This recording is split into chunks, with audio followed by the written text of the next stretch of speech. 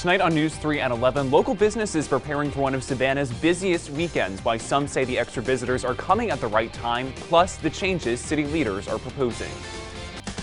Now from WSAV, the station that's on your side, you're watching News 3 at 11 Weekend. Good evening, I'm Brian Ray in for Edward. Thank you for joining us tonight.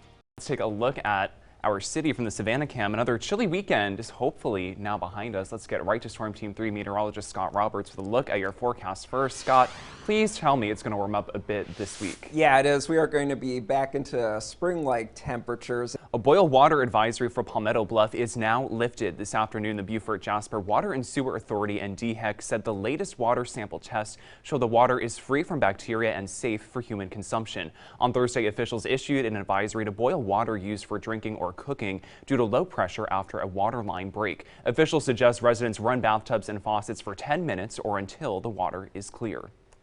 Port Royal police are still looking for the suspect in an attempted armed robbery. The department is now offering $11,000 for any information leading to an arrest. Police are looking for this person on your screen. Investigators say just after 5 p.m. on Wednesday, a clerk at the Parkers on Riobut Road and Ladies Island Drive was shot multiple times. The suspect then ran away.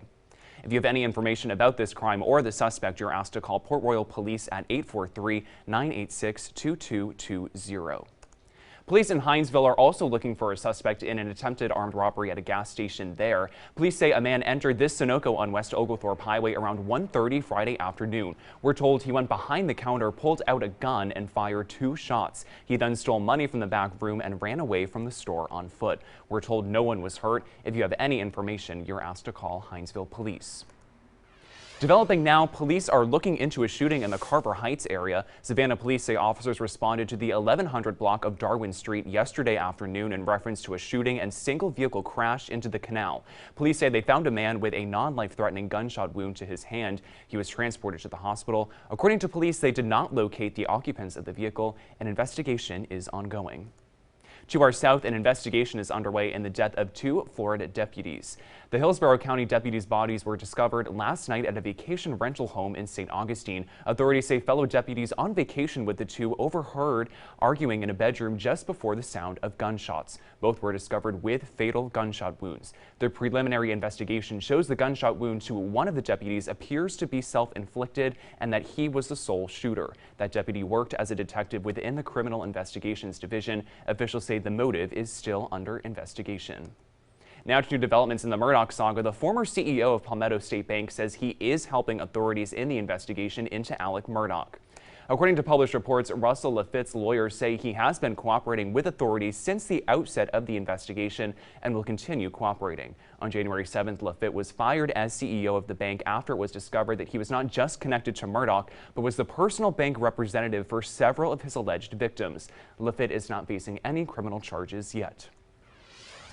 In less than 7 weeks, Savannah's St. Patrick's Day Parade is set to make its return. As WSAV's Chase Justice reports, many local businesses are already preparing for the thousands that will set their sights on the hostess city. Let's take a closer look now at some of those changes city leaders are proposing. There are now 3 recommendations before City Council. One would extend the festival zone to Victory Drive. Leaders say this will allow businesses, particularly minority-owned, to benefit from increased foot traffic. There's also a proposal to eliminate street permits for alcohol sales, limiting festival goers to buy drinks inside local bars and restaurants, and to ban out-of-town motor coach permits in an attempt to stop party buses from bringing in rowdy out-of-towners. In the Lowcountry, Restaurant Week is underway. It's a chance for local chefs to show off all they have to offer.